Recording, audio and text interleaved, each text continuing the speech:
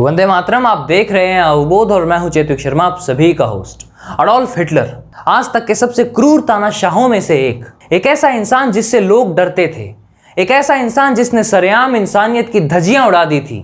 देखिए, हिटलर इतना ही बुरा था तो आखिर वो पावर में आया कैसे? लोग उसको फॉलो क्यों करते थे? लोग उसकी बात क्यों मानते थे? जानने के लिए ये वीडियो अंत तक जरूर देखें, साथ ही साथ हमारे चैनल को भी सब्सक्राइब कर लीजिएगा। अडोल्फ हिटलर का जन्म 20 अप्रैल 1889 में ऑस्ट्रिया में हुआ था। फर्स्ट वर्ल्ड वॉर के समय Adolf Hitler German imperial army का एक हिस्सा था। हिटलर पहले विश्व युद्ध में बहुत बहादुरी के साथ लड़ा था, यहाँ तक कि हिटलर मशहूर बैटल ऑफ सोम का भी हिस्सा था। उसकी बहादुरी के चलते उसको आयरन क्रॉस से सम्मानित किया गया था। अब देखिए, जर्मनी वर्ल्ड वॉर 1 तो हार गई थी और जर्मनी में चल रहे रेवोल्यूशन के कारण वहाँ पर पॉलिटिकल इंस्टेबिलिटी भी आ रखी थी। अब इस इंस्टेबिलिटी का फ़ायदा कम्युनिस्ट्स ना उठा लें, इसीलिए वहाँ पर वाइमार रिपब्लिक बनाई गई। वाइमार रिपब्लिक की स्थापना हुई, फेडरल स्ट्रक्चर के साथ कॉन्स्टिट्यूशन बनाया गया, साथ ही साथ जर्मन पार्लियामेंट्री बिल्डिंग जिसे रिक्सटैग कहते हैं वो भी बनाई गई। और इसमें जो डेप्यूटीज़ आते वो इलेक्ट होकर आते, एकदम डेमोक्रेटिक वे में इलेक्ट होकर आते। अब देखो, वेमार रिपब्लिक बन गई, कॉन्स्टिट्यूशन बन गया, पार्लियामेंट बना लिया, आपने डेमोक्रेसी एस्टेब्लिश कर ली, लेकिन इसका ये मतलब थोड़ी है कि आपने सारी प्रॉब्लम सॉल्व कर ली। अभी भी कई दिक्कतें थी।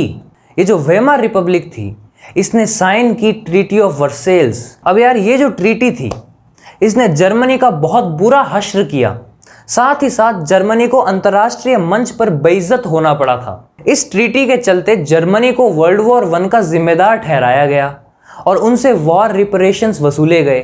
जर्मनी को डीमिलिटराइज किया गया, उनसे उनकी मिलिट्री छीन ली, मिलिट्री के बढ़िया बढ़िया इक्विपमेंट्स छीन लिए गए। जर्मनी का एक रिसोर्स रिच एरिया था राइनलैंड, वो भी छीन लिया जर्मनी से।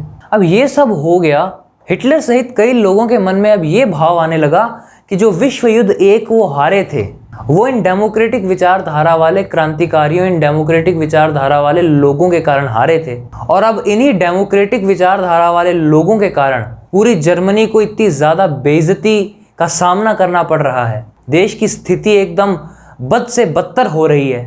1919 में हिटलर ज्वाइन कर लेता है जर्मन वर्कर्स पार्टी, जिस पार्टी में कई वॉर वेटरन्स भी थे।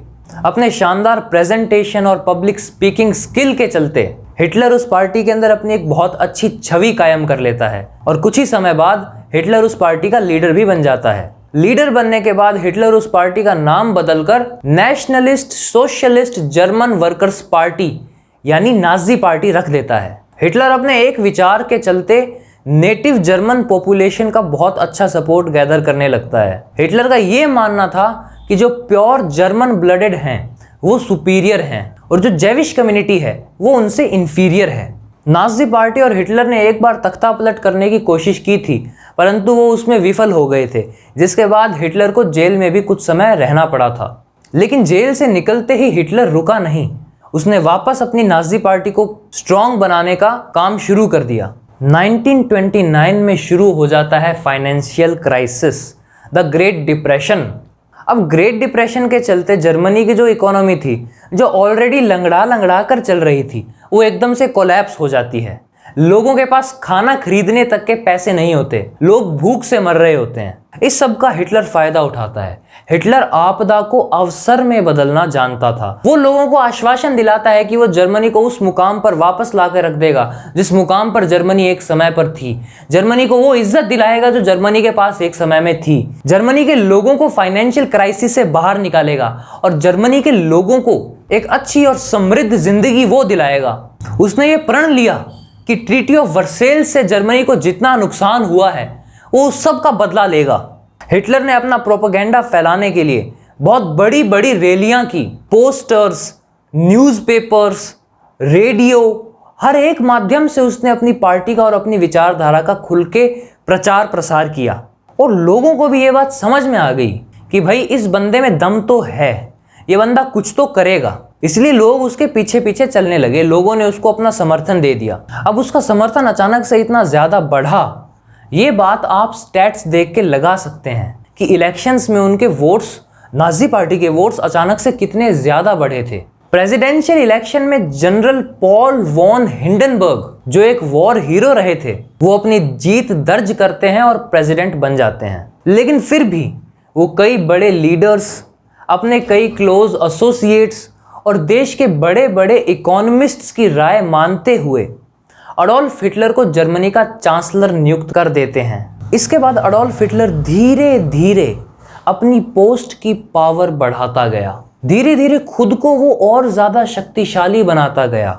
हिटलर के फॉलोअर्स पैरामिलिट्री बनाने लग गए। 1933 में एक कम्युनिस्ट वर्कर रेस्टैग बिल्डिंग में आग लगा देता है। इस बात का भी फायदा हिटलर उठा लेता है। हिटलर इस आपदा को भी अवसर में बदल देता है। हिटलर प्रेसिडेंट हिंडनबर्ग को जैसे तैसे देश में इमरजेंसी लगाने के लिए मना लेता है। अब दोस्तों, ये बात तो आप सब जानते ही हैं कि इतिहास में जब जब इमरजेंसी लगी है, उस समय लीडर्स ने अपनी ताकत का गलत इस्तेमाल तो किया ही किया है, चाहे वो अडोल्फ हिटलर का उदाहरण हो या फिर वो भारत के अंदर इंदिरा गांधी का उदाहरण हो। खैर, इंदिरा गांधी के ऊपर तो किसी और दिन हम चर्चा करेंगे, आज हम अडोल्फ हिटलर के बारे में बात कर रहे हैं। तो जब जर्मनी में इमरजेंसी लगाई गई, उस समय freedom of speech, freedom of press छीन ली गई। लोगों के जो बेसिक राइट्स होते हैं वो उनसे छीन लिए गए, बेसिक राइट्स रद्द कर दिए गए। नाजी पार्टी के अलावा जितनी भी और पार्टीज थी वो सभी डिसबैंड कर दी गई। जो बड़े लीडर्स हिटलर के राइवल्स के तौर पर उभर सकते थे, उन सभी को मरवा दिया गया, कईयों को जेल में डाल दिया गया। यहाँ तक कि हिटलर की खुद की पार्टी में जिन जिन लोगों ने हिटलर का विरोध किया, हिटलर की विचारधारा का विरोध किया, उन्हें भी मरवा दिया गया या फिर जेल में डाल दिया गया। जेविश कम्युनिटी और वामपंथी विचारधारा के लोगों के विरुद्ध कई लॉज लाए गए। अब यार, देश में ये सब हो रहा था, लेकिन फिर भी जो प्रेसिडेंट हिंडनबर्ग थे वो कुछ कर नहीं पाए। 2 अगस्त 1934 प्रेसिडेंट हिंडनबर्ग की मृत्यु हो जाती है। अब ये बात तो क्लियर थी कि नए इलेक्शंस तो होने से रहे। अडोल्फ हिटलर अपने आप को जर्मनी का फ्यूहरर डिक्लेयर कर देता है और बन जाता है जर्मनी का सुप्रीम लीडर। आशा करते हैं कि आपको ये पूरी स्टोरी समझ आ गई होगी, एकदम अच्छे से आपको सब कुछ क्लियर हो गया होगा। हम आपसे फिर मिलेंगे एक और नए और इंटरेस्टिंग वीडियो के साथ। और फैक्ट्स जानने के लिए आप सब्सक्राइब कर लीजिए हमारे चैनल को और नोटिफिकेशन बेल भी दबा दीजिए ताकि आपको हर नए वीडियो की नोटिफिकेशन सबसे पहले मिले। जय हिंद, जय भारत।